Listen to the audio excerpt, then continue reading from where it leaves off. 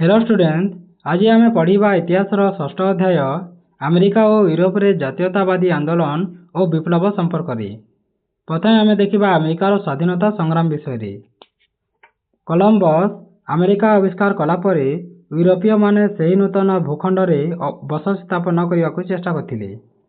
1620 ख्रीष्टाब्द England राजा प्रथम James प्रोटेस्टांट मतवादी मानक उपेक्षा करुथिले।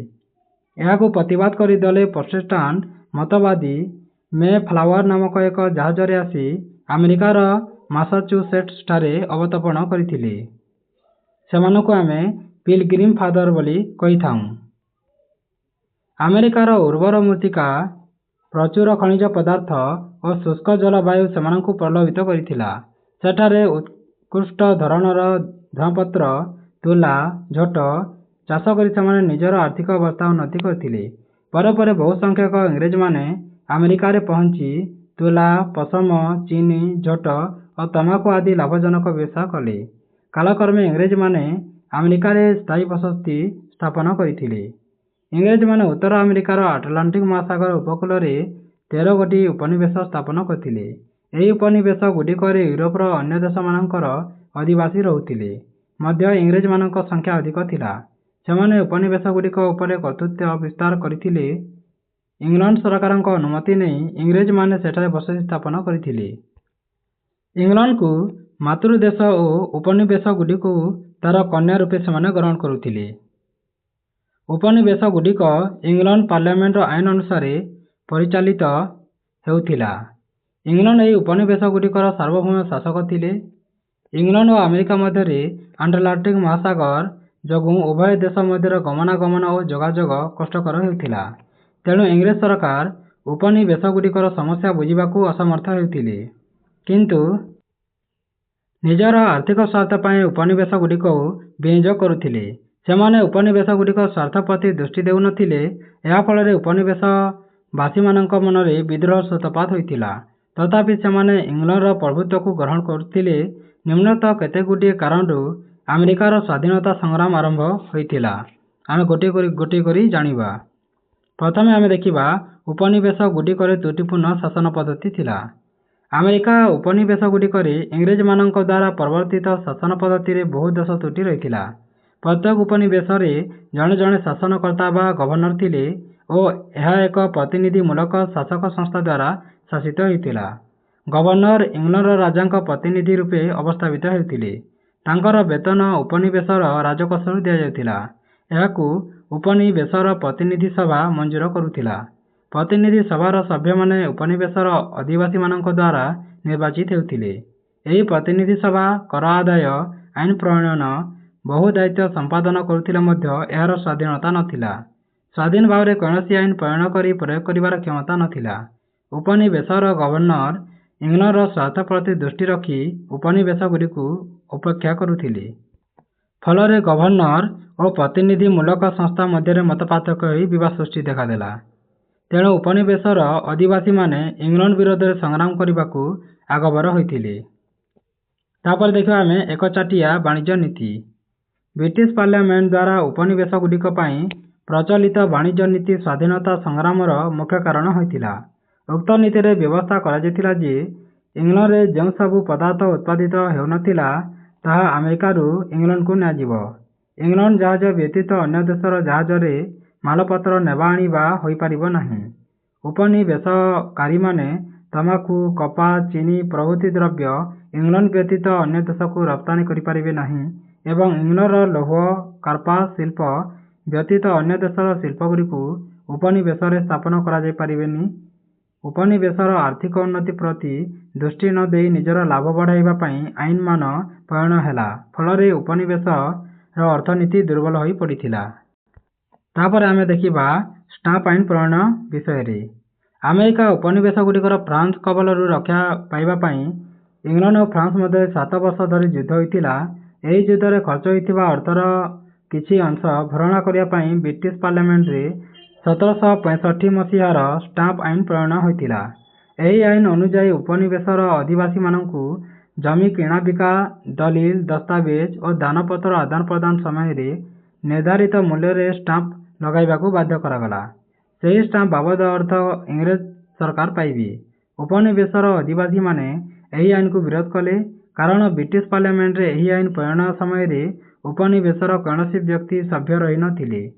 ପ୍ରତିନିଧିତ୍ୱ ବିନା କରଧାର୍ଯ୍ୟ ଅନ୍ୟାୟ ବୋଲି ଯୁକ୍ତି ବଢ଼ାଇଥିଲେ।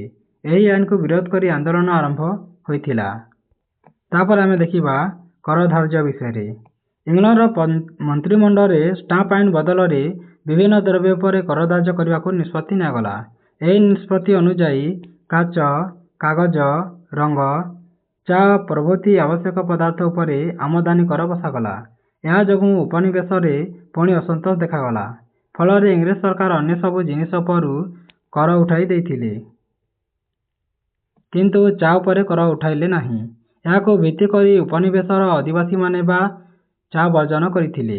ତାପରେ ଆମେ ଦେଖିବା ବୋଷ୍ଟନ ଚା ସଂଘର୍ଷ ବିଷୟରେ। ଚା ଉପରୁ କର ପ୍ରତ୍ୟାହାର ନ କରିବାରୁ 1773 ଖ୍ରୀଷ୍ଟାବ୍ଦରେ ଇଂଲଣ୍ଡରୁ ଆସୁଥିବା ଏକ ଚା ବୋଝେଇ ଜାହାଜ ମାସାଚୁସେଟ୍ସର ବୋଷ୍ଟନ ବନ୍ଦରରେ ପହଞ୍ଚିଲା ବେଳେ ଆନ୍ଦୋଳନକାରୀମାନେ ଲୋହିତ ଭାରତୀୟଙ୍କ ଛଦ୍ମବେଶ ଧରି ଜାହାଜ ମଧ୍ୟରେ ପ୍ରବେଶ କଲେ। ଶହ ଶହ ଚା ପେଟିକୁ ସେମାନେ ସମୁଦ୍ର ମଧ୍ୟରେ ନିକ୍ଷେପ କଲେ। ଏହି ଘଟଣାକୁ ଆମେରିକୀୟମାନେ ବୋଷ୍ଟନ ଟି ସଂଘର୍ଷ ନାମରେ ବର୍ଣ୍ଣନା କରିଥିଲେ। ଉକ୍ତ ଘଟଣାର ପ୍ରତିକାର ସ୍ୱରୂପ ଇଂଲଣ୍ଡର ପ୍ରଧାନମନ୍ତ୍ରୀ ଲର୍ଡ ନର୍ଥ ଆଇନ ପ୍ରଣୟନ କରି ବୋଷ୍ଟନ ବନ୍ଦରକୁ ବନ୍ଦ କରିଦେଲେ। ସାଧାରଣ ସଭା ଉପରେ ନିଷେଧାଜ୍ଞା ଜାରି କରାଯାଇଥିଲେ। ତାପରେ ଦେଖିବା ଆମେ ବିଦ୍ରୋହ ଆରମ୍ଭ ହୋଇଥିଲା। 1774 ଖ୍ରୀଷ୍ଟାବ୍ଦରେ ମାସାଚୁସେଟ୍ସ ଅଧିନାୟକତ୍ୱରେ 13 ଗୋଟି ଉପନିବେଶ ମଧ୍ୟରୁ ଜର୍ଜିଆ ବ୍ୟତୀତ ଅନ୍ୟ ଉପନିବେଶର ପ୍ରତିନିଧିମାନେ ଫିଲାଡେଲଫିଆ ନାମକ ସ୍ଥାନରେ ସମ୍ମିଳିତ ହୋଇଥିଲେ।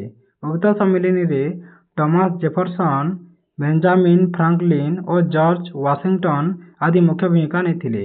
ସେଠାରେ ସେମାନେ ଉପନିବେଶୀୟ ଅଧିକାର ନାମରେ ଏକ ଦଲିଲ ପ୍ରସ୍ତୁତ କରିଥିଲେ।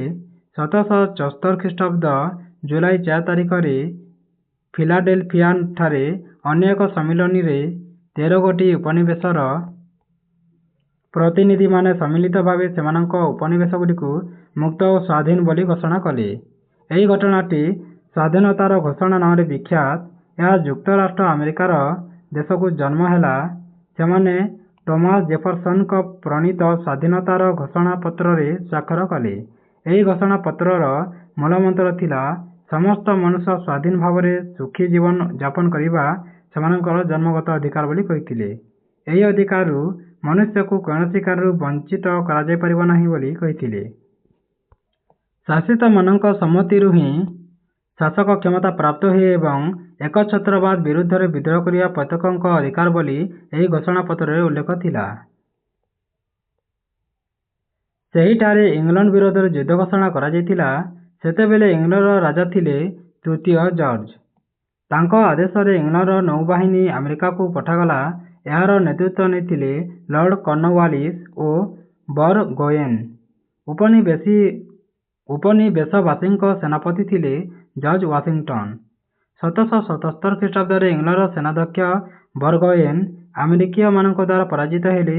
ପରିଶେଷରେ 1781 ଖ୍ରୀଷ୍ଟାବ୍ଦରେ ଇଂରେଜ ସେନାଧ୍ୟକ୍ଷ ଲର୍ଡ କର୍ଣ୍ଣୱାଲିସ ଭର୍ଜିନିଆର ୟର୍କଟାଉନଠାରେ ପରାଜିତ ହୋଇ ଆମେରିକୀୟଙ୍କ ନିକଟରେ ଆତ୍ମସମର୍ପଣ କରିଥିଲେ। 1783 ଖ୍ରୀଷ୍ଟାବ୍ଦରେ ପ୍ୟାରିସଠାରେ ଏକ ଶାନ୍ତି ଚୁକ୍ତି ସ୍ୱାକ୍ଷରିତ ହୋଇଥିଲା। ଇଂଲଣ୍ଡ 13 ଗୋଟି ଆମେରିକୀୟ ଉପନିବେଶଗୁଡ଼ିକର ସ୍ୱାଧୀନତାକୁ ସ୍ୱୀକୃତି ଦେଇଥିଲା। ତୁମେ ଜାଣିଛ କି 1776 ଜୁଲାଇ 4 ତାରିଖରେ ଆମେରିକୀୟ ଉପନିବେଶବାସୀମାନେ ସ୍ୱାଧୀନତା ଘୋଷଣା କରିଥିବାରୁ ପ୍ରତିବର୍ଷ ଏହି ଦିବସକୁ ଯୁକ୍ତରାଷ୍ଟ୍ର ଆମେରିକାର ଅଧିବାସୀମାନେ ନିଜ ଦେଶର ସ୍ୱାଧୀନତା ଦିବସ ରୂପେ ପାଳନ କରିଥାନ୍ତି। ଟମାସ ଜେଫରସନ ସ୍ୱାଧୀନତା ଘୋଷଣାପତ୍ର ଆଧୁନିକ ଗଣତନ୍ତ୍ରର ବିକାଶରେ ଏକ ମାଇଲଖୁଣ୍ଟ ରୂପେ ପରିଗଣିତ ହୋଇଥିଲା। ତାପରେ ଆମେ ଦେଖିବା ସ୍ୱାଧୀନତା ସଂଗ୍ରାମର ଫଳାଫଳ କ'ଣ ଥିଲା। ସ୍ୱାଧୀନତା ଲାଭ ପରେ 13 ଗୋଟି ଉପନିବେଶର ପ୍ରତିନିଧିମାନେ ଫିଲାଡେଲଫିଆଠାରେ ଏକ ସମ୍ମିଳନୀରେ ମିଳିତ ହୋଇ ଯୁକ୍ତରାଷ୍ଟ୍ର ଆମେରିକା ରାଷ୍ଟ୍ର ଗଠନ କଲେ। ଏହା ଆଧୁନିକ ପୃଥିବୀର ସର୍ବପ୍ରଥମ ସାଧାରଣତନ୍ତ୍ର ରାଷ୍ଟ୍ର ରୂପେ ପରିଚିତ ହେଲା। ଏହାର ଏକ ଲିଖିତ ସମ୍ବିଧାନ ପ୍ରସ୍ତୁତ କରାଗଲା। ଏହା ଗଣତନ୍ତ୍ର ଶାସନର ରୂପରେଖ ଥିଲା। ଜର୍ଜ ୱାଶିଂଟନ ଯୁକ୍ତରାଷ୍ଟ୍ର ଆମେରିକାର ପ୍ରଥମ ରାଷ୍ଟ୍ରପତି ରୂପେ ନିର୍ବାଚିତ ହୋଇଥିଲେ। ପ୍ରତ୍ୟେକ ନାଗରିକ ସ୍ୱାଧୀନତା ଓ ନ୍ୟାୟ ପାଇବା ଅଧିକାରରୁ ସମ୍ବିଧାନରେ ସ୍ୱୀକୃତି ଦିଆଗଲା। ଏହି ସ୍ୱାଧୀନତା ସଂଗ୍ରାମ ଉପନିବେଶବାଦର ବିଲୋପ କରିବାରେ ସାହାଯ୍ୟ ହୋଇଥିଲା ଏବଂ ଅନ୍ୟ ଦେଶକୁ ସ୍ୱାଧୀନତା ପାଇଁ ଉତ୍ସାହିତ କରିଥିଲା। ଏହା ଫରାସୀ ସାମନ୍ତ ଗୋଷ୍ଠୀ ଓ ସ୍ୱେଚ୍ଛାଚାରୀ ଶାସନ ବିରୁଦ୍ଧରେ ବିଦ୍ରୋହ କରିବା ପାଇଁ ପ୍ରେରଣା ଯୋଗାଇଥିଲା। ତାପରେ ଆମେ ଦେଖିବା ଫରାସୀ ରାଷ୍ଟ୍ର ବିପ୍ଳବ ବିଷୟରେ।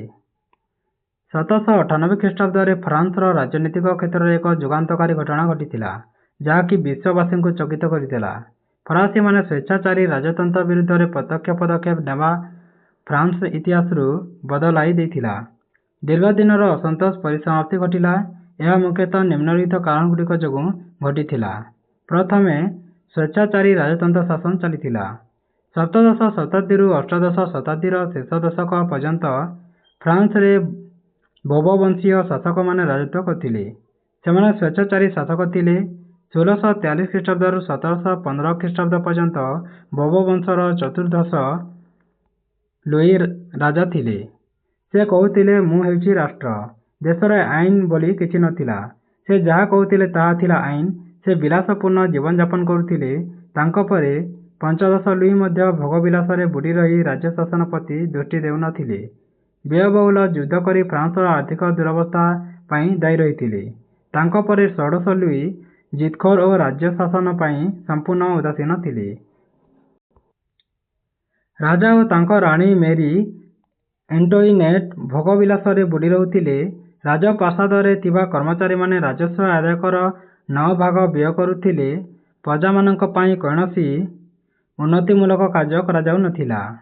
ତୁମେ ଜାଣିଛ କି, ଫ୍ରାନ୍ସର ରାଜା ଚତୁର୍ଦ୍ଦଶ ଲୁଇ ସ୍ୱେଚ୍ଛାଚାରୀ ଶାସକର ପରିଚୟ ଦେଇ କହିଥିଲେ ଯେ, ମୋର ବାଣୀ ହେଉଛି ଶାସନର ନିୟମାବଳୀ। ମୁଁ ଓ ଈଶ୍ୱର ମଧ୍ୟରେ କୌଣସି ପ୍ରଭେଦ ନାହିଁ। ତେଣୁ ମୁଁ ହେଉଛି ପ୍ରଭୁ ଓ ମୋ ପ୍ରଜାମାନେ ମୋର ସେବକ। ତାପରେ ଦେଖିବା ଆମେ ସାମାଜିକ ବିଭାଜନ। ଫ୍ରାନ୍ସର ସାମାଜିକ ଶ୍ରେଣୀ ଜନ୍ମ, ପଦପଦବୀ ଓ ଧନ ଉପରେ ଭିତ୍ତି କରି ସୃଷ୍ଟି ହୋଇଥିଲା। ସମାଜ ଦୁଇଟି ଶ୍ରେଣୀରେ ବିଭକ୍ତ ହୋଇଥିଲା। ଗୋଟିଏ ଥିଲା ସୁବିଧା ସୁଯୋଗ ଉପଭୋଗ କରୁଥିବା ଉଚ୍ଚ ଶ୍ରେଣୀ ଓ ଅନ୍ୟଟି ଥିଲା ଏଥିରୁ ବଞ୍ଚିତ, ଅବହେଳିତ, ଶୋଷିତ ଓ ନିର୍ଯାତିତ ନିମ୍ନ ଶ୍ରେଣୀ। ଧର୍ମଯାଜକ ଓ ସମ୍ଭ୍ରାନ୍ତ ବଂଶୀୟ ଲୋକମାନେ ସୁବିଧାଭୋଗୀ ଶ୍ରେଣୀର ଥିଲେ। ଏମାନଙ୍କ ସଂଖ୍ୟା ସମୁଦାୟ ଲୋକ ସଂଖ୍ୟାର 5% ଥିଲା। ଏମାନେ ଭୂସମ୍ପତ୍ତିର ମାଲିକ ଥିଲେ। ଯୋଗ୍ୟତା ନଥାଇ ମଧ୍ୟ ସେମାନେ ଉଚ୍ଚ ସରକାରୀ ପଦପଦବୀରେ ନିଯୁକ୍ତ ହେଉଥିଲେ। ଧର୍ମଯାଜକମାନେ ସାଧାରଣ ଲୋକଙ୍କୁ ଶୋଷଣ କରି ଧର୍ମକର ଆଦାୟ କରୁଥିଲେ, ତାହାକୁ ନିଜର ଭୋଗବିଳାସ ପାଇଁ ବ୍ୟୟ କରୁଥିଲେ। ସୁବିଧାରୁ ବଞ୍ଚିତ ଶ୍ରେଣୀରେ କୃଷକ, କାରିଗର ଓ ସାଧାରଣ ନାଗରିକ ଅନ୍ତର୍ଭୁକ୍ତ ଥିଲେ। ଏମାନଙ୍କ ମଧ୍ୟରୁ ଅଧିକାଂଶ ଥିଲେ ଭାଗଚାଷୀ ଓ ମୂଲିଆ। ସେମାନେ ସାମନ୍ତମାନଙ୍କ କ୍ଷେତ୍ରରେ ବିନା ପାରିଶ୍ରମିକରେ ଖଟୁଥିଲେ। ସାଧାରଣ କୃଷକମାନେ ଉତ୍ପାଦିତ ଶସ୍ୟର 4 ଭାଗରୁ 3 ଭାଗ କର ଆକାରରେ ଦେଉଥିଲେ। ଜଙ୍ଗଲରୁ ଜାଳେଣୀ ସଂଗ୍ରହ କିମ୍ବା ଅନାବାଦୀ ଜମିରେ ପଶୁ ଚରାଇବା ଅଧିକାର ସେମାନଙ୍କର ନଥିଲା। ସମାଜରେ ଓକିଲ, ଡାକ୍ତର, ଲେଖକ, ଶିକ୍ଷକ, ବ୍ୟବସାୟୀ ଓ ଶିଳ୍ପପତିମାନେ ମଧ୍ୟ ସୁବିଧାରୁ ବଞ୍ଚିତ ଶ୍ରେଣୀର ଅନ୍ତର୍ଭୁକ୍ତ ଥିଲେ। ସବୁ ପ୍ରକାର ଯୋଗ୍ୟତା ଥିଲେ ମଧ୍ୟ ସେମାନେ ସରକାରୀ ଚାକିରିରୁ ବଞ୍ଚିତ ହେଉଥିଲେ। ବ୍ୟବସାୟୀ ଓ ଶିଳ୍ପପତିମାନେ ବ୍ୟବସାୟ କରିବା ଓ ଶିଳ୍ପ ପ୍ରତିଷ୍ଠାନ କରିବା ପାଇଁ ଅନୁମତି ପାଉନଥିଲେ। ଏଥିପାଇଁ ସେମାନେ ସଂଗ୍ରାମ କରିବାକୁ ଆଗଭର ହୋଇଥିଲେ। ତାପରେ ଦେଖିବା ଆମେ ଅର୍ଥନୈତିକ ବୈଷମ୍ୟ। ଶାସକଙ୍କ ବିଳାସପୂର୍ଣ୍ଣ ଜୀବନଯାପନ ସାଙ୍ଗକୁ ଫ୍ରାନ୍ସ ଓ ଇଂଲଣ୍ଡ ମଧ୍ୟରେ 7 ବର୍ଷ ବ୍ୟାପୀ ଯୁଦ୍ଧର ଖର୍ଚ୍ଚ ଯୋଗୁଁ ଫ୍ରାନ୍ସର ରାଜକୋଷ ଶୂନ୍ୟ ହୋଇ ପଡ଼ିଥିଲା। ବୋବୋ ଶାସକମାନେ ମଧ୍ୟ ଅନ୍ୟ ଦେଶରୁ ଋଣ ସଂଗ୍ରହ କରିଥିଲେ। ଏହି ଅର୍ଥକୁ ପୂରଣ କରିବା ପାଇଁ କୃଷକମାନଙ୍କଠାରୁ କର ଆଦାୟ କରାଯାଉଥିଲା। ଲବଣ କର, ପଥ କର ଓ ଜଳ କର ଦେବାକୁ ବାଧ୍ୟ କରାଯାଉଥିଲା। ଫଳରେ କୃଷକ, କାରିଗର ଓ ଅନ୍ୟାନ୍ୟ ସୁବିଧା ବଞ୍ଚିତ ଲୋକଙ୍କ ପାଇଁ ବା ମଧ୍ୟରେ ଅସନ୍ତୋଷ ବୃଦ୍ଧି ପାଇଥିଲା। ତାପରେ ଆମେ ଦେଖିବା ଦାର୍ଶନିକମାନଙ୍କର ଭୂମିକା କ'ଣ ଥିଲା। ସେହି ସମୟରେ ପ୍ରସିଦ୍ଧ ଦାର୍ଶନିକ ଭୋଲ୍ଟାୟାର, ମଣ୍ଟେସ୍କ୍ୟୁ ଓ ରୁସୋ ପ୍ରଚଳିତ ସାମାଜିକ ବ୍ୟବସ୍ଥାର ତ୍ରୁଟି ବିରୁଦ୍ଧରେ ଲୋକମାନଙ୍କ ମନରେ ବିଦ୍ରୋହ ଭାବ ଜନ୍ମାଇଥିଲେ। ମଣ୍ଟେସ୍କ୍ୟୁ ଫ୍ରାନ୍ସର ସ୍ୱେଚ୍ଛାଚାରୀ ରାଜତନ୍ତ୍ର ଶାସନ ଓ ସାମାଜିକ ବୈଷମ୍ୟକୁ ସମାଲୋଚନା କରି ସ୍ପିରିଟ୍ ଅଫ୍ ଦି ଲ ବା ଆଇନର ତାତ୍ପର୍ଯ୍ୟ ନାମକ ପୁସ୍ତକ ଲେଖିଥିଲେ। ଭୋଲ୍ଟାୟାର ଫ୍ରାନ୍ସର ଧର୍ମଯାଜକମାନଙ୍କ ଦ୍ୱାରା ଗିର୍ଜାଗୁଡ଼ିକରେ ହେଉଥିବା ଦୁର୍ନୀତି ଓ ଅନୈତିକ କାର୍ଯ୍ୟ ପ୍ରତି ଲୋକମାନଙ୍କ ଦୃଷ୍ଟି ଆକର୍ଷଣ କରିଥିଲେ। ସେ ବହୁ ପ୍ରଚାର ପତ୍ର ମାଧ୍ୟମରେ ସରକାର ଓ ସୁବିଧାଭୋଗୀ ଶ୍ରେଣୀର ଲୋକଙ୍କୁ ସମାଲୋଚନା କରିଥିଲେ। ରୁଷ 1761 ଖ୍ରୀଷ୍ଟାବ୍ଦରେ ସୋସିଆଲ କଣ୍ଟ୍ରାକ୍ଟ ନାମକ ପୁସ୍ତକ ମାଧ୍ୟମରେ ବିପ୍ଳବର ଇନ୍ଧନ ଯୋଗାଇଥିଲେ। ସେ କହୁଥିଲେ ମନୁଷ୍ୟ ମୁକ୍ତ ହୋଇ ଜନ୍ମଗ୍ରହଣ କରିଛି, ମାତ୍ର ସେ ସବୁ କ୍ଷେତ୍ରରେ ଶୃଙ୍ଖଳ ଦ୍ୱାରା ଆବଦ୍ଧ ବୋଲି କହିଥିଲେ। ରୁଷୋ ତାଙ୍କ ଲେଖା ମାଧ୍ୟମରେ ମୁକ୍ତି, ସାମ୍ୟ, ଭ୍ରାତୃତ୍ୱ, ସାର୍ବଭୌମତ୍ୱ ଉପରେ ଗୁରୁତ୍ୱ ଆରୋପ କରି ବିପ୍ଳବ ପାଇଁ ଇନ୍ଧନ ଯୋଗାଇଥିଲେ। ଏହି ଦାର୍ଶନିକମାନଙ୍କ ବ୍ୟତୀତ ଫ୍ରାନ୍ସର ପ୍ରଭାବଶାଳୀ ଚିନ୍ତାନାୟକମାନେ ସେମାନଙ୍କ ଲେଖା ମାଧ୍ୟମରେ ବିଦ୍ରୋହର ଭାବ ସୃଷ୍ଟି କରିଥିଲେ। ତାପରେ ଆମେ ଦେଖିବା ବିପ୍ଳବର ଘଟଣାବଳୀଗୁଡ଼ିକ। ଫ୍ରାନ୍ସର ସାମାଜିକ ଆର୍ଥିକ ପରିସ୍ଥିତି ଅଣାୟତ୍ତ ହେବାରୁ 16 ଲୁଇ 1798 ଖ୍ରୀଷ୍ଟାବ୍ଦ ମେ ମାସ 5 ତାରିଖରେ ଫ୍ରାନ୍ସର ପ୍ରତିନିଧି ସଭାର ଏକ ବୈଠକ ଡକାଇଥିଲେ। ସାମନ୍ତ, ପୁରୋହିତ ଓ ସାଧାରଣ ଲୋକଙ୍କୁ ଏକତ୍ର ନ ବସାଇ ସେମାନଙ୍କୁ ଭିନ୍ନ ଭିନ୍ନ ପ୍ରକୋଷ୍ଠରେ ବସାଇବାରୁ ସାଧାରଣ ଲୋକ ଅପମାନିତ ହୋଇ ନିକଟବର୍ତ୍ତୀ ଟେନିସ୍ ପଡ଼ିଆରେ ମିଳିତ ହୋଇ ଫ୍ରାନ୍ସ ଦେଶ ପାଇଁ ସମ୍ବିଧାନ ପ୍ରଚଳିତ ନ ହେବା ପର୍ଯ୍ୟନ୍ତ ସେମାନେ ଏକତ୍ରିତ ରହିବେ ବୋଲି ଶପଥ ନେଇଥିଲେ। ଏହାକୁ ଟେନିସ୍ ପଡ଼ିଆ ଶପଥ କୁହାଯାଏ। ବିପ୍ଳବ ପାଇଁ ଆହ୍ୱାନ ଦେଇ ଅତ୍ୟାଚାରର ପ୍ରତୀକ ବାଷ୍ଟିଲ ଦୁର୍ଗ ଉପରେ ନଜର ପକାଇଥିଲେ। 1798 ଖ୍ରୀଷ୍ଟାବ୍ଦ ଜୁଲାଇ 14 ତାରିଖ ଦିନ ବିପ୍ଳବୀମାନେ ବାଷ୍ଟିଲ ଦୁର୍ଗ ଆକ୍ରମଣ କରି କାରାଗାର ଭାଙ୍ଗି ଦେଲେ ଏବଂ ବନ୍ଦୀମାନଙ୍କୁ ମୁକ୍ତ କରିଦେଲେ। ବାଷ୍ଟିଲ ଦୁର୍ଗର ଗଭର୍ଣ୍ଣର ଓ ଦୁର୍ଗରକ୍ଷୀମାନଙ୍କୁ ହତ୍ୟା କଲେ। ବାଷ୍ଟିଲର ପତନ ପରେ 16 ଲୁଇ ନାମକୁ ମାତ୍ର ଶାସକ ହୋଇ ରହିଲେ। ବିଦ୍ରୋହୀମାନେ ପ୍ରତିନିଧି ସଭା ସ୍ଥାନରେ ଜାତୀୟ ସଭା ନାମକ ଗୋଟିଏ ପରିଷଦ ଗଠନ କରିଥିଲେ। ଏହି ସଭାକୁ ପୁଣି ଜାତୀୟ ସମ୍ବିଧାନ ସଭା ନାମରେ ନାମିତ କରି ଦେଶରେ ଏକ ସମ୍ବିଧାନ ପ୍ରଣୟନ କରାଗଲା। ନୂତନ ସମ୍ବିଧାନରେ ସମସ୍ତଙ୍କୁ ସମାନ ଅଧିକାର ଏବଂ ସ୍ୱାଧୀନତା ଦିଆଗଲା। ଯୋଗ୍ୟତା ଅନୁସାରେ ସରକାରୀ ପଦବୀ ମିଳିବାର ବ୍ୟବସ୍ଥା କରାଗଲା। ସବୁ ଶ୍ରେଣୀର ଲୋକମାନଙ୍କ ଉପରେ କର ଭାର ସମାନ ହେଲା। ବିନା ବିଚାରରେ ନାଗରିକମାନଙ୍କୁ ବନ୍ଦୀ କରିବାର ଅଧିକାର ବେଆଇନ ବୋଲି ଘୋଷଣା କରାଗଲା।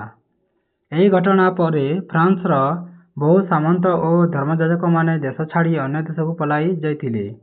ସେହି ଦେଶର ସରକାରଙ୍କୁ ଫରାସୀ ରାଷ୍ଟ୍ର ବିପ୍ଳବ ବିରୋଧରେ ପ୍ରବର୍ତ୍ତାଇଥିଲେ। ଇଂଲଣ୍ଡ, ଅଷ୍ଟ୍ରିଆ ଓ ପ୍ରୁସିଆ ଆଦି ଦେଶ ବୋବୋ ଶାସକଙ୍କୁ ସମର୍ଥନ ଜଣାଇଥିଲେ। ଅନ୍ୟପକ୍ଷରେ ଫରାସବାସୀ ବିପ୍ଳବ ବିରୋଧୀ ବ୍ୟକ୍ତିମାନଙ୍କୁ ହତ୍ୟା କଲେ ଏବଂ ବିରୋଧୀ ଦେଶମାନଙ୍କ ସହିତ ଯୁଦ୍ଧ କଲେ।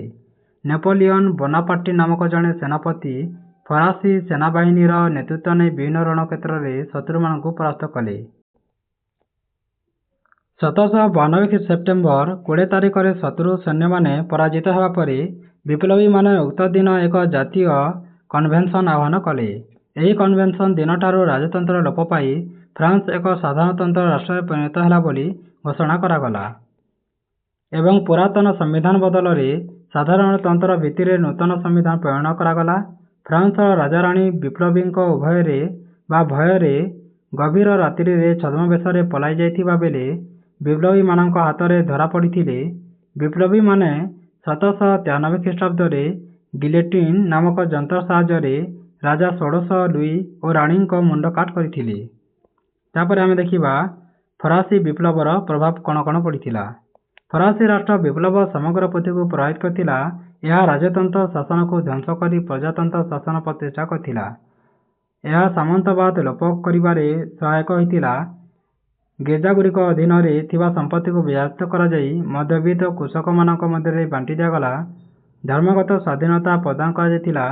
ଆଧୁନିକ ଯୁଗରେ ଗଣ ଆନ୍ଦୋଳନ ପରମ୍ପରା ସୃଷ୍ଟି ଏହା ସ୍ୱେଚ୍ଛାଚାରୀ ରାଜତନ୍ତ୍ର ବିରୋଧରେ ବିପ୍ଳବ କରିବାକୁ ପ୍ରେରଣା ଦେଇଥିଲା। ତାପରେ ଆମେ ଜାଣିବା ଜର୍ମାନୀ ଏକତ୍ରୀକରଣ ବିଷୟରେ। ସପ୍ତଦଶ ଶତାବ୍ଦୀର ଶେଷ ଭାଗରେ ଜର୍ମାନୀର ଖ୍ରୀଷ୍ଟଧର୍ମ ବିଭେଦକୁ ନେଇ ଗୃହଯୁଦ୍ଧ ଆରମ୍ଭ ହୋଇଥିଲା। ଫଳରେ ଜର୍ମାନୀ ରାଷ୍ଟ୍ର କେତେଗୁଡ଼ିଏ ଛୋଟ ଛୋଟ ରାଜ୍ୟରେ ପରିଣତ ହୋଇଥିଲେ। ନେପୋଲିଅନ ଏହି ରାଜ୍ୟଗୁଡ଼ିକ ଅଧିକାର କରି ରାଇନ ରାଜ୍ୟଗୋଷ୍ଠୀ ଗଠନ କରିଥିଲେ। ଏହି ରାଇନ ରାଜ୍ୟଗୋଷ୍ଠୀ ଭବିଷ୍ୟତରେ ଜର୍ମାନୀ ଏକତ୍ରୀକରଣ ପାଇଁ ସହାୟକ ହୋଇଥିଲା। ନେପୋଲିଅନଙ୍କ ପତନ ପରେ ଅଷ୍ଟ୍ରିଆର ଭିଏନା କଂଗ୍ରେସର ମୁଖ୍ୟ ମେଟରନିଖ ଜର୍ମାନୀମାନଙ୍କ ଜାତୀୟତାବାଦକୁ ବିଲୋପ କରି ଜର୍ମାନୀକୁ ପୂର୍ବପରି ବିଭାଜିତ କରିଥିଲେ। ଜର୍ମାନୀ ରାଷ୍ଟ୍ର ଗଠନ ପାଇଁ ସୁପ୍ରିୟା ଓ ଅଷ୍ଟ୍ରିଆ ମଧ୍ୟରେ ପ୍ରତିଦ୍ୱନ୍ଦ୍ୱିତା ଲାଗି ରହିଥିଲା। ସୁପ୍ରିୟାର ଲୋକମାନେ ଜାତିରେ ଜର୍ମାନ ଓ ସମ ଭାଷାଭାଷୀ ଥିଲେ। ଅଷ୍ଟ୍ରିଆରେ ବିଭିନ୍ନ ଭାଷାଭାଷୀ ଲୋକ ବାସ କରୁଥିଲେ ମଧ୍ୟ ଏହା ଶକ୍ତିଶାଳୀ ସାମ୍ରାଜ୍ୟ ହୋଇଥିବାରୁ ଜର୍ମାନୀ ଉପରେ କର୍ତ୍ତୃତ୍ୱ ଜାରି କରିଥିଲେ। 1861 ଖ୍ରୀଷ୍ଟାବ୍ଦରେ ପ୍ରୁସିଆର ରାଜା ପ୍ରଥମ ୱିଲିୟମ ସିଂହାସନରେ ଅଧିଷ୍ଠିତ ହୋଇଥିଲେ। ସେ ଜଣେ ସାହସୀ ଓ ବାସ୍ତବବାଦୀ ଶାସକ ଥିଲେ। କାହାକୁ କେଉଁ ପଦବୀରେ ରଖି କାର୍ଯ୍ୟ ହାସଲ କରାଯାଇପାରେ ତାହା ସ୍ଥିର କରିବାରେ ସେ ସିଦ୍ଧହସ୍ତ ଥିଲେ। ସେ ପ୍ରୁସିଆକୁ ଶକ୍ତିଶାଳୀ କରିବା ପାଇଁ ସାମରିକ ନୀତିକୁ ପରିବର୍ତ୍ତନ କରାଇ କେତେକ ସଂସ୍କାର ଆଣିବାକୁ ଚାହୁଁଥିଲେ। ତାଙ୍କର ଏହି ନୀତିକୁ ପ୍ରୁସିଆର ପ୍ରତିନିଧି ସଭା ବା ଡାଏଟ୍ ବିରୋଧ କରିବାରୁ ସାମ୍ବିଧାନିକ ସଙ୍କଟ ଦେଖାଦେଲା। ଏହିପରି ଘଡ଼ିସନ୍ଧି ମୁହୂର୍ତ୍ତରେ ପ୍ରୁସିଆର ରାଜା ପ୍ରଥମ ୱିଲିୟମ ଜଣେ ଚତୁର ବିଚକ୍ଷଣ କୂଟନୀତିଜ୍ଞ ଓଟୋ ଭନ୍ ବିସ୍ମାର୍କ ନାମକ ବ୍ୟକ୍ତିଙ୍କୁ ତାଙ୍କର ପ୍ରଧାନମନ୍ତ୍ରୀ ରୂପେ ନିଯୁକ୍ତି ଦେଲେ। ବିସ୍ମାର୍କ ବୁଝିଥିଲେ ଯେ ପ୍ରୁସିଆର ନେତୃତ୍ୱରେ ଜର୍ମାନ ରାଷ୍ଟ୍ର ଗଠନ ଉଦ୍ୟମକୁ ଅଷ୍ଟ୍ରିଆ ବିରୋଧ କରିବ। ସେହିପରି ଫ୍ରାନ୍ସ, ଡେନମାର୍କ ମଧ୍ୟ ଜର୍ମାନୀ ଏକତ୍ରୀକରଣକୁ ପ୍ରତିରୋଧ କରିବେ। ତେଣୁ ଯୁଦ୍ଧ ବିନା ଜର୍ମାନୀ ଏକତ୍ରୀକରଣ ସମ୍ଭବ ନୁହେଁ। ଏହି ପରିସ୍ଥିତିରେ ବିସ୍ମାର୍କ ପ୍ରଥମ ୱିଲିୟମଙ୍କ ସାମରିକ ସଂସ୍କାର ପ୍ରସ୍ତାବକୁ ଦୃଢ଼ ସମର୍ଥନ କରିଥିଲେ। ତାଙ୍କ ମତରେ ସମସ୍ୟା ସମାଧାନ କେବଳ ଭାଷଣ କିମ୍ବା ପ୍ରସ୍ତାବ ମାଧ୍ୟମରେ ସମ୍ଭବ ନୁହେଁ। ସେଥିପାଇଁ ପ୍ରୁସିଆରେ ଏକ ଶକ୍ତିଶାଳୀ ସାମରିକ ବାହିନୀ ଆବଶ୍ୟକ ଥିଲା।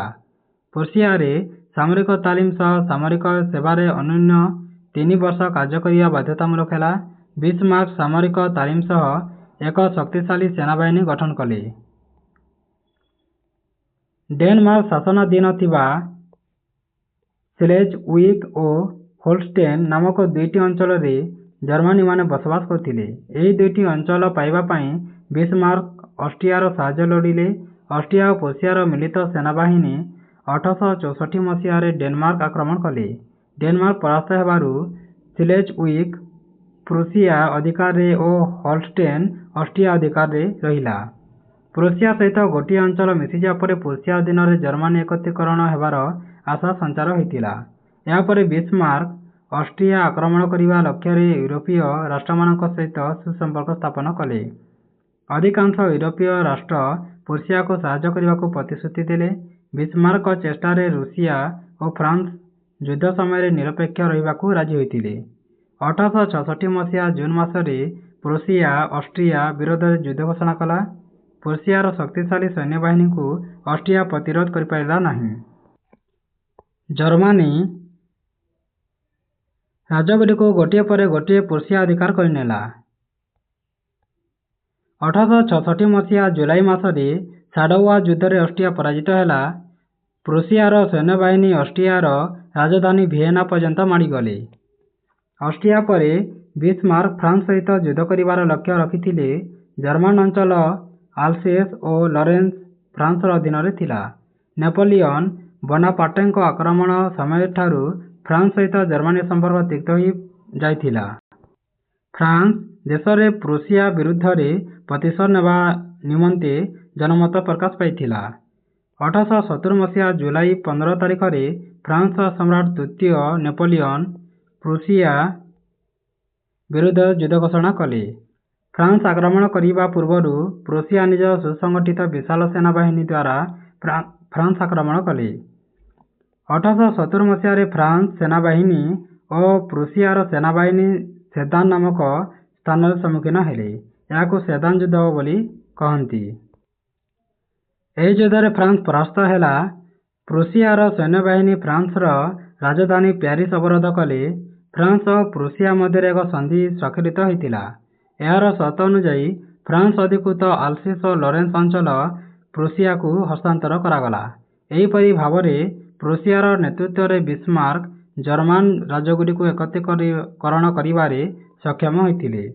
ଜର୍ମାନ ଏକତ୍ରୀକରଣ ପରେ ବିସ୍ମାର୍କ ଜର୍ମାନ ସାମ୍ରାଜ୍ୟର ଚାନ୍ସେଲର ହେଲେ। ବର୍ଲିନ ଏହାର ରାଜଧାନୀ ହେଲା। ତାପରେ ଆମେ ଦେଖିବା ଇଟାଲୀ ଏକତ୍ରୀକରଣ। ୟୁରୋପ ମହାଦେଶର ଦକ୍ଷିଣ ଭାଗରେ ଅବସ୍ଥିତ ଇଟାଲୀ ଏକ ଉପଦ୍ୱୀପ। ଏହାର ଉତ୍ତରରେ ଆଲ୍ପସ ପର୍ବତମାଳା ରହିଅଛି। ଅଷ୍ଟାଦଶ ଶତାବ୍ଦୀର ଶେଷ ଭାଗରୁ ଇଟାଲୀ ତାର ରାଜନୈତିକ ଏକତା ହରାଇ ଛୋଟ ଛୋଟ ରାଜ୍ୟରେ ବିଭକ୍ତ ହୋଇଥିଲା।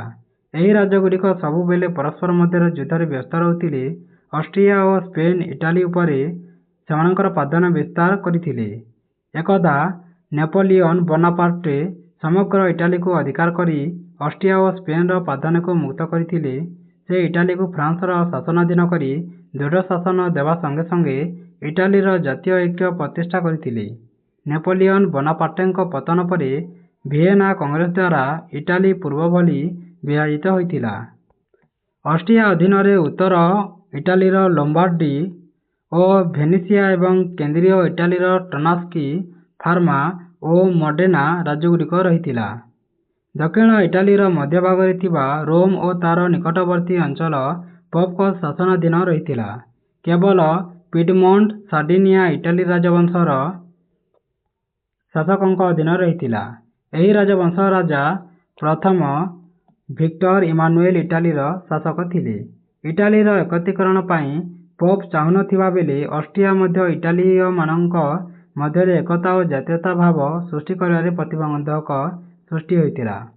ଏହି ସମୟରେ ଇଟାଲୀର କେତେକ ଉଦାରବାଦୀ ଲେଖକ ନିଜର ଲେଖା ମାଧ୍ୟମରେ ଇଟାଲୀୟମାନଙ୍କ ମନରେ ମୁକ୍ତି ଓ ଏକତା ଭାବ ସୃଷ୍ଟି କରିଥିଲା। ଇଟାଲୀରେ ଏକତା ଓ ଜାତୀୟତା ଭାବ ସୃଷ୍ଟି କରିବା ପାଇଁ କାର୍ବୋନାରି ନାମକ ଏକ ବିପ୍ଳବୀ ସଂଗଠନ ସୃଷ୍ଟି ହୋଇଥିଲା। ଏମାନେ ଇଟାଲୀର ଏକୀକରଣ ପାଇଁ ବିଦ୍ରୋହ କରିଥିଲେ। ଇଟାଲୀୟମାନଙ୍କ ମନରେ ଦେଶଭାବ, ପ୍ରେମ ଭାବ ଜାଗ୍ରତ କରିଥିଲେ। କିନ୍ତୁ ଅଷ୍ଟ୍ରିଆ ଏହି ବିଦ୍ରୋହକୁ ଦମନ କରିଥିଲା। 1830 ମସିହାରେ ପାର୍ମା ଓ ମଡେନା ଆଦି କେନ୍ଦ୍ରୀୟ ଇଟାଲୀ ରାଜ୍ୟମାନଙ୍କରେ ବିଦ୍ରୋହ ଆରମ୍ଭ ହୋଇଥିଲା। ଅଷ୍ଟ୍ରିଆ ପୁନର୍ବାର ଦୃଢ଼ ହସ୍ତକ୍ଷେପରେ ବିଦ୍ରୋହକୁ ଦମନ କରିଥିଲେ। ଅଷ୍ଟ୍ରିଆର ପ୍ରଭୁତ୍ୱ ଲୋପ କରି ଓ ଇଟାଲୀ ଭାଷାଭାଷୀ ରାଜ୍ୟମାନଙ୍କୁ ଏକତ୍ର କରି ଏକ କେନ୍ଦ୍ରୀୟ ଶାସନ ପ୍ରତିଷ୍ଠା କରିବା ପାଇଁ ଇଟାଲୀର ଜାତୀୟତାବାଦୀ ଦେଶପ୍ରେମୀମାନଙ୍କ ନେତୃତ୍ୱରେ ଉଦ୍ୟମ ଆରମ୍ଭ ହେଲା। ଇଟାଲୀ ଏକୀକରଣ ସ୍ୱପ୍ନକୁ ସାକାର କରିବା ପାଇଁ ଆଗେଇ ଆସିଥିଲେ 3 ଜଣ ଦେଶପ୍ରେମୀ ନେତା ଯଥା ମଜିନି, କାଭୁର ଓ ଗାରିବାଲ୍ଡି। ଜୋସେଫ୍ ମଜିନି ଇଟାଲୀର ଜେନୋଆଠାରେ 1805 ମସିହାରେ ଜନ୍ମଗ୍ରହଣ କରିଥିଲେ।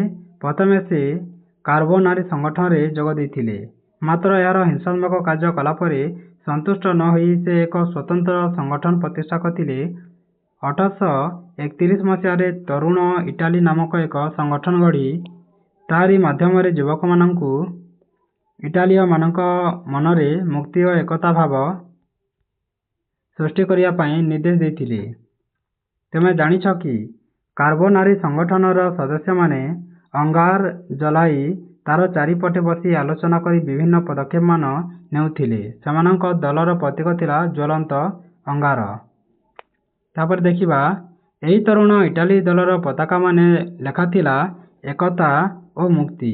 ଏହି ଯୁବକମାନଙ୍କ ଦ୍ୱାରା ଗଣବିପ୍ଳବ ମାଧ୍ୟମରେ ଏକତା ପ୍ରତିଷ୍ଠା କରିବା ତାଙ୍କର ଲକ୍ଷ୍ୟ ଥିଲା। ମଜିନିଙ୍କ ନେତୃତ୍ୱରେ ବିପ୍ଳବୀମାନେ ରୋମରେ ପୋପ ଶାସନର ଅବସାନ ଘଟାଇ ସେଠାରେ ସାଧାରଣତନ୍ତ୍ର ପ୍ରତିଷ୍ଠା କରାଇଥିଲେ।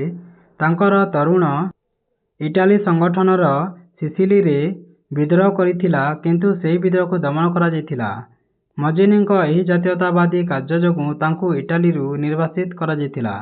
ଇଟାଲୀ ଏକୀକରଣରେ ବିଶେଷ ସଫଳତା ପାଇନଥିଲେ ମଧ୍ୟ ଇଟାଲୀବାସୀଙ୍କ ମନରେ ଐକ୍ୟଭାବ ସୃଷ୍ଟି କରିବାରେ ସେ ସକ୍ଷମ ହୋଇଥିଲେ। ଜାତୀୟତାବାଦୀ ଆନ୍ଦୋଳନ ଦ୍ୱାରା ପ୍ରଭାବିତ ହୋଇ ୟୁରୋପରେ ଗଣବିପ୍ଳବ ଦେଖାଦେଇଥିଲା। ଏହାର ପ୍ରଭାବ ଇଟାଲୀ ଉପରେ ପଡ଼ିଥିଲା। ଇଟାଲୀର ଅନେକ ରାଜ୍ୟରେ ବିଦ୍ରୋହ ଦେଖାଦେଇଥିଲା। ସାର୍ଡିନିଆର ରାଜା ଚାର୍ଲସ ଆଲବର୍ଟ ଅଷ୍ଟ୍ରିଆ ବିରୋଧରେ ବାରମ୍ବାର ଯୁଦ୍ଧ କରି ପରାସ୍ତ ହେବାରୁ ସିଂହାସନ ତ୍ୟାଗ କରିଥିଲେ। ତାଙ୍କ ପୁତ୍ର ଦ୍ୱିତୀୟ ଭିକ୍ଟର ଇମାନୁଏଲ ସାର୍ଡିନିଆର ରାଜା ହେଲେ। ବିଚକ୍ଷଣ ରାଜନୀତିଜ୍ଞ କାଉଣ୍ଟ କାଭୁରଙ୍କୁ ସେ ତାଙ୍କର ପ୍ରଧାନମନ୍ତ୍ରୀ ରୂପେ ନିଯୁକ୍ତି ଦେଇଥିଲେ। ପ୍ରଧାନମନ୍ତ୍ରୀ କାଭୁର ଜଣେ ମହାନ ଦେଶଭକ୍ତ, ଉଦାରପନ୍ଥୀ ନେତା ତଥା ଦକ୍ଷ ପ୍ରଶାସକ ଥିଲେ। କୌଣସି ଶକ୍ତିଶାଳୀ ବିଦେଶୀ ରାଷ୍ଟ୍ରର ସାହାଯ୍ୟ ବିନା ଇଟାଲୀ ଏକୀକରଣ ସମ୍ଭବ ନୁହେଁ ବୋଲି ସେ ବୁଝିପାରିଥିଲେ। ପିଡମୋଣ୍ଟ, ସାର୍ଡିନିଆ ନେତୃତ୍ୱରେ ଏହା ସମ୍ଭବ ହେବ ବୋଲି ସେ ବିଶ୍ୱାସ ରଖିଥିଲେ। ଇତିମଧ୍ୟରେ 1854 ମସିହାରେ ରୁଷିଆ ବିରୁଦ୍ଧରେ ଫ୍ରାନ୍ସ ଯୁଦ୍ଧ ଘୋଷଣା କଲା। ଏହାକୁ କ୍ରିମିଆ ଯୁଦ୍ଧ କୁହାଯାଏ। ଏହି ଯୁଦ୍ଧରେ ପିଡମୋଣ୍ଟ, ସାର୍ଡିନିଆ ଫ୍ରାନ୍ସ ଓ ଇଂଲଣ୍ଡ ସପକ୍ଷରେ ଯୋଗଦେଲେ। କ୍ରିମିଆ ଯୁଦ୍ଧରେ ଫ୍ରାନ୍ସ ଓ ଇଂଲଣ୍ଡ ବିଜୟୀ ହେଲେ। କ୍ରିମିଆ ଯୁଦ୍ଧ ପରେ ଏକ ଶାନ୍ତି ଚୁକ୍ତି ପ୍ୟାରିସ୍ଠାରେ ସ୍ୱାକ୍ଷରିତ ହୋଇଥିଲା। ଏହି ଚୁକ୍ତିରେ କାଭୁର ଯୋଗଦେଇ ସମଗ୍ର ୟୁରୋପକୁ ଇଟାଲୀ ଏକୀକରଣ ସମ୍ବନ୍ଧରେ ଅବଗତ କରାଇଥିଲେ। ଅଷ୍ଟ୍ରିଆ ବିରୋଧରେ ନିଜର ମତ ଉପସ୍ଥାପନ କରି ସେ ୟୁରୋପୀୟ ରାଷ୍ଟ୍ରମାନଙ୍କ ସମର୍ଥନ ପାଇ ପାରିଥିଲେ। କ୍ରିମିଆ ଯୁଦ୍ଧରେ ସାର୍ଡିନିଆ ଫ୍ରାନ୍ସକୁ ସହଯୋଗ କରିଥିବାରୁ ଇଟାଲୀ ଏକୀକରଣ ଦିଗରେ ସାର୍ଡିନିଆଙ୍କୁ ସାହାଯ୍ୟ କରିବା ପାଇଁ ଫ୍ରାନ୍ସ ଆଗେଇ ଆସିଥିଲା। 1859 ମସିହାରେ ଅଷ୍ଟ୍ରିଆ ପୁଣି ପିଡମୋଣ୍ଟ, ସାର୍ଡିନିଆ ବିରୋଧରେ ଯୁଦ୍ଧ ଘୋଷଣା କଲା। ଏହି ଯୁଦ୍ଧରେ ଫ୍ରାନ୍ସର ସହଯୋଗରେ ପିଡମଣ୍ଟ ସାର୍ଡିନିଆ ଅଷ୍ଟ୍ରିଆର ସେନାବାହିନୀକୁ ଶୋଚନୀୟ ଭାବେ ପରାସ୍ତ କରିଥିଲା। ଲୋମାଣ୍ଡି, ପାର୍ମା, ମଡେନା, ଟୁସ୍କାନି ଓ କେନ୍ଦ୍ରୀୟ ଇଟାଲୀର ରାଜ୍ୟଗୁଡ଼ିକୁ ସାର୍ଡିନିଆ ଗୋଟିକ ପରେ ଗୋଟିକ ଅଧିକାର କରି ନିଜ ରାଜ୍ୟ ସହିତ ମିଶାଇ ଦେଇଥିଲା। ଦକ୍ଷିଣ ଇଟାଲୀର ନେପଲସ ଓ ସିସିଲିରେ ଇଟାଲୀ ଏକତ୍ରୀକରଣ ଓ ମୁକ୍ତି ପାଇଁ ଜନଜାଗରଣ ବିଦ୍ରୋହ ଦେଖାଦେଇଥିଲା। ମହାନ ସଂଗ୍ରାମୀ ଗାରିବାଲ୍ଡି ଏହାର ନେତୃତ୍ୱ ନେଇଥିଲେ। ମଜିନିଙ୍କ ଶିଷ୍ୟ ଗାରିବାଲ୍ଡି ଲାଲ କୁର୍ତ୍ତା ବାହିନୀ ନାମକ ମୁକ୍ତି ବାହିନୀ ଗଠନ କରି ସିସିଲି ଆକ୍ରମଣ କରିଥିଲେ। 1,000 ଲାଲକୁର୍ତ୍ତା ବାହିନୀ ଦ୍ୱାରା ଗାରିବାଲ୍ଡି ସିସିଲି ଅଧିକାର କଲେ। ତାପରେ ନେପଲସରେ ପହଞ୍ଚିଲେ। ମୁକ୍ତି ବାହିନୀର ଆକ୍ରମଣରେ ନେପଲସ ରାଜା ରାଜ୍ୟ ଛାଡ଼ି ପଳାୟନ କଲେ। ଅନାୟାସରେ ସମଗ୍ର ନେପାଳ ଅଧିକାର କରିବାକୁ ଗାରିବାଲ୍ଡି ସକ୍ଷମ ହୋଇଥିଲେ। ସିସିଲି ଓ ନେପଲସ ଅଧିକାର କରିବା ପରେ ଗାରିବାଲ୍ଡି ରୋମ ଆକ୍ରମଣ କରିବା ପାଇଁ ଯୋଜନା କରୁଥିବା ସମୟରେ ଭିକ୍ଟର ଇମାନୁଏଲ ସହ ତାଙ୍କର ସାକ୍ଷାତ ହୋଇଥିଲା। ଗାରିବାଲ୍ଡି ଅଭୂତପୂର୍ବ ତ୍ୟାଗ ଓ ଦେଶଭକ୍ତିର ପରିଚୟ ଦେଇ ସିସିଲି ଓ ନେପଲସ ଶାସନଭାର ଭିକ୍ଟର ଇମାନୁଏଲଙ୍କୁ ଅର୍ପଣ କରିଦେଲେ। ସେ ଉଚ୍ଚ ପଦବୀ ଓ ପୁରସ୍କାରକୁ ପ୍ରତ୍ୟାଖ୍ୟାନ କରି ନିଜ ଗ୍ରାମକୁ ଫେରିଗଲେ। ତେଣୁ ଇଟାଲୀ ଇତିହାସ ଗାରିବାଲ୍ଡିକୁ ତ୍ୟାଗୀ ପୁତ୍ର ଆଖ୍ୟା ଦେଇଥିଲେ। ତୁମେ ଜାଣିଛ କି ଗାରିବାଲ୍ଡି ଦ୍ୱିତୀୟ ଭିକ୍ଟର ଇମାନୁଏଲଙ୍କୁ ସାକ୍ଷାତ କରି କହିଥିଲେ ଯେ ମୁଁ ଇଟାଲୀର ଯୋଗ୍ୟତମ ରାଜାଙ୍କୁ ଅଭିବାଦନ ଜଣାଉଛି। ଏହାପରେ ଗାରିବାଲ୍ଡି ସିସିଲି ଓ ନେପଲସର ଶାସନଭାର ଅର୍ପଣ କରି କେବଳ ଗୋଟିଏ ଶସ୍ୟମଞ୍ଜି ଥଳି ସହ ନିଜର କୃଷିକ୍ଷେତ୍ର କାପ୍ରେରାରେ ଦ୍ୱୀପକୁ ଫେରି ପାଇଥିଲେ। 1866 ମସିହାରେ ଅଷ୍ଟ୍ରିଆ ଓ ପ୍ରୁସିଆ ଯୁଦ୍ଧରେ ଭିକ୍ଟର ଇମାନୁଏଲ ପ୍ରୁସିଆଙ୍କୁ ସମର୍ଥନ କରିଥିଲେ। ଏହି ଯୁଦ୍ଧ ସେଡ୍ୱା ନାମକ ସ୍ଥାନରେ ସଂଘଟିତ ହୋଇଥିଲା। ଏଥିରେ ଅଷ୍ଟ୍ରିଆ ପରାଜିତ ହୋଇଥିଲା ଏବଂ ଏକ ଚୁକ୍ତି ସ୍ୱାକ୍ଷର କରିଥିଲେ। ଏହି ଚୁକ୍ତି ଅନୁଯାୟୀ ଅଷ୍ଟ୍ରିଆ ଇଟାଲୀକୁ ଭେନିସିଆ ପ୍ରଦାନ କରିଥିଲେ। 1970 ମସିହାରେ ପୁଣି ଥରେ ଅଷ୍ଟ୍ରିଆ ଓ ସୁପ୍ରିଆ ମଧ୍ୟରେ ଯୁଦ୍ଧ ହୋଇଥିଲା। ଏହି ଯୁଦ୍ଧରେ ଇମାନୁଏଲ ନିରପେକ୍ଷ ରହିବା ପାଇଁ ପ୍ରୁସିଆକୁ ପ୍ରତିଶ୍ରୁତି ଦେଇଥିଲେ। ଯୁଦ୍ଧରେ ଫ୍ରାନ୍ସ ପରାସ୍ତ ହେଲା। ରୋମରେ ଥିବା ଫରାସୀ ସୈନ୍ୟମାନଙ୍କୁ ଅପସାରିତ କରିବାରୁ ଫ୍ରାନ୍ସକୁ ବାଧ୍ୟ କରାଗଲା। ଏହି ସୁଯୋଗରେ ଭିକ୍ଟର ଇମାନୁଏଲ ରୋମ ଅଧିକାର କରିନେଲେ। ରୋମ ଇଟାଲୀର ରାଜଧାନୀ ହେଲା। ଏହିପରି ଭାବେ ଇଟାଲୀ ଏକତ୍ରୀକରଣର ଉଦ୍ୟମ ସଫଳ ହୋଇଥିଲା। ଯଦି ଏହି ଭିଡ଼ିଓଟି ତୁମମାନଙ୍କୁ ଭଲ ଲାଗିଥାଏ ତେବେ ତୁମ ସାଙ୍ଗମାନଙ୍କ ସହିତ ସେୟାର କରିବ। ଧନ୍ୟବାଦ।